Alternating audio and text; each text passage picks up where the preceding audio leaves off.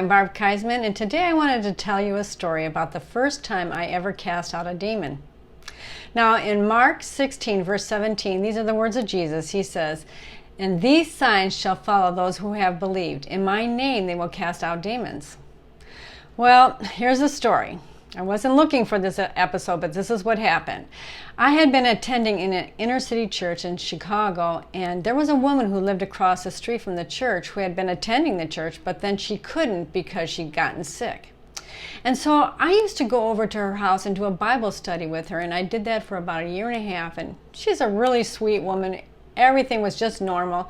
But then one day I walked in on my regular Bible teaching day, and she looked freaked out. She goes, "Barb," she goes, "I almost killed my daughter with a knife. I almost stabbed her with a knife." And I looked at her daughter and I says, "Is that true?" And her daughter goes, "Yeah."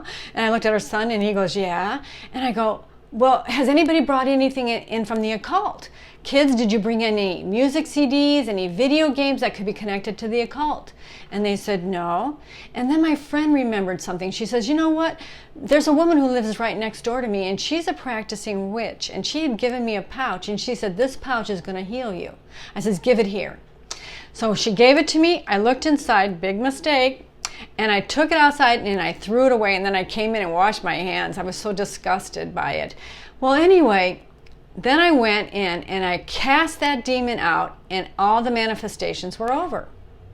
Well, the reason I said it was a big mistake to look inside is because by getting curious about the things of the devil, I had given them entrance into my life, and that night I had dreams that I thought were demonically inspired. I mean, I didn't see demons, but they were just very disturbing dreams.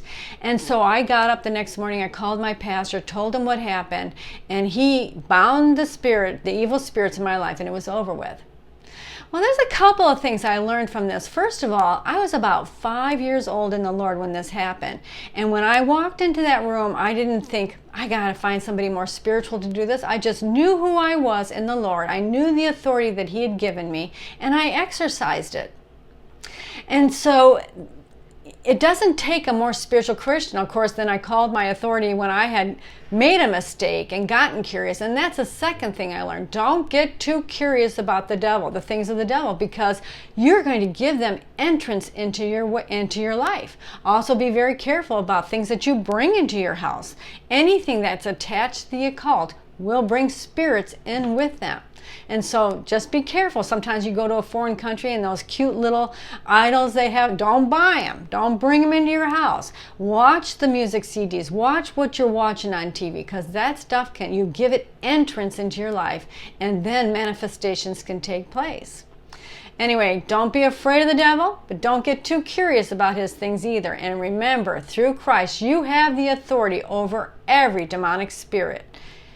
I'm Barb Keisman, and you've been listening to Dare to Dream Once More.